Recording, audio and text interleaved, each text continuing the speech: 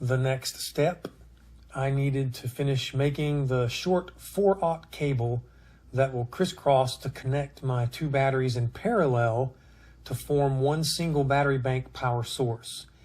And the 4/0 positive and negative cables that connect the battery bank to the positive main fuse and system switch, and the cable run from the battery bank negative to the BMV 712 negative shunt. I ran out of black 4/0 cable after I ran my main system ground cable, so I had to use the remaining red 4/0 cable sleeved in bands of black heat shrink to mark my negative cables from the battery bank to the shunt. It's still a clear visual distinction, so it serves the purpose. The tie-down straps are in place. It took a little while, but got that done. So the front surface of this box or container for the batteries, I cut out this board, which was the idea here is to be able to just bolt this to the front. And again, the reason I've cut out all this, you have these spaces, you have spaces in the back, is for air circulation, because I want these batteries, of course, to stay cool as possible. So after I get this, figure out how I'm going to bolt this, I mean, I know how I'm supposed to do it. Then I got to work on the lid, which will be a while as well. Next. Okay, so the front board's bolted on. As far as the battery box is concerned, the next and last part of that will be the lid, which will be modified again to accommodate the path of those cables. But right now I'm still waiting on 18mm ferrules to arrive in the mail so I can finish the wiring over there on the Multiplus 2. I've got my AC in, my AC out. That needs to be connected. And I can finish some other small connections there. Until the ferrules get here, we are where we are. But anyway, everything else is wired up.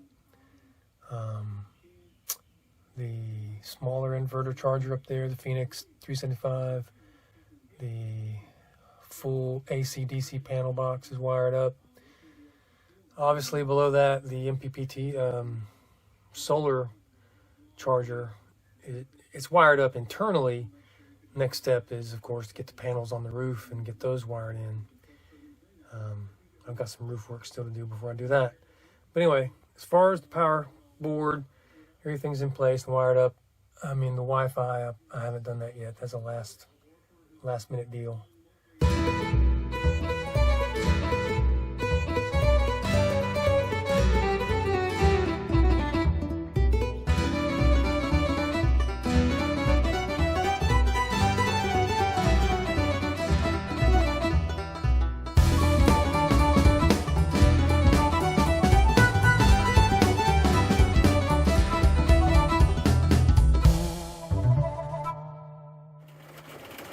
Don't know if the microphone will pick up the pouring rain outside, but it's sort of tropical downpour today. But anyway, all I'm doing right now with the battery box lids is I'm fitting and gluing some 1/4-inch strips on the inside underside of the lids so that they will pressure fit into the boxes. We're getting there. Battery box is almost done. So the way they fit in, slide in here, go down here. Well, actually, I'm going to go that way. You first, then you. From there, and we got this one as well, custom fitted. Let's see how it goes.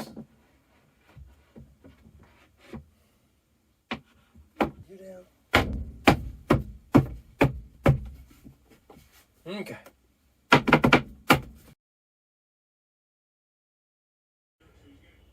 Okay, battery boxes are finished. The lids painted are definitely more snug, so I don't think I'll need any Velcro at all. Nice tight fit. I've got air circulation holes. You know, the batteries need to be kept cool, but the holes are placed, of course, where the support webbing is anchored as well. And that's on both sides of the box. There's air circulation, although you can't see it because of the lids. Anyway, and in the wintertime, if I should happen to go places where it's going to be extremely cold, I do have some small little, I think they're 3x5 little electric, they're like electric lap blankets. So each battery is going to have its own little blanket to stay warm. Anyway.